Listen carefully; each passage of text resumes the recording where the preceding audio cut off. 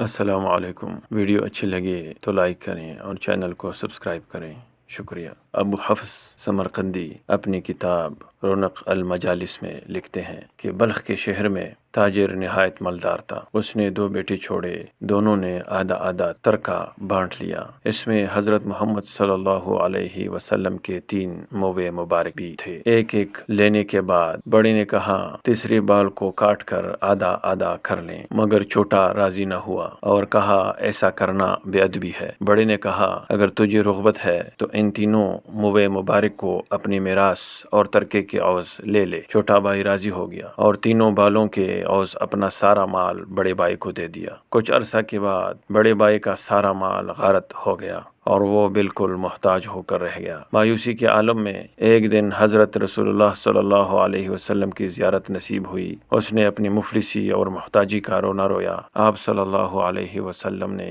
ارشاد فرمایا، اے بد نصیب، تو نے ان بالوں سے بے رغبتی کر کے ان پر دنیا کو ترجیح دی، جبکہ تیرے چھوٹے بھائی نے خوشی اور شوق کے ساتھ انہیں لے لیا۔ جب انہیں دیکھتا مجھ پر درود پڑھتا، اللہ تعالیٰ نے اس کے صلے میں اس کو سعادت دارین عطا فرمائی۔ خواب سے بیدار ہو کر بڑا بھائی چھوٹے بھائی کے خادموں میں سے ایک خادم بن گیا۔ دوستو، رسول مقبول صلی اللہ علیہ وسلم اور اللہ رب العالمین سے سچی محبت کرنے والا دونوں جہانوں میں کامیاب و کامران رہتا ہے۔ اللہ تعالی ہمیں محمد صلی اللہ علیہ وسلم اور اللہ رب العالمین سے سچی محبت کرنے کی توفیق عطا فرمائے، آمین۔ السلام علیکم ورحمۃ اللہ وبرکاتہ۔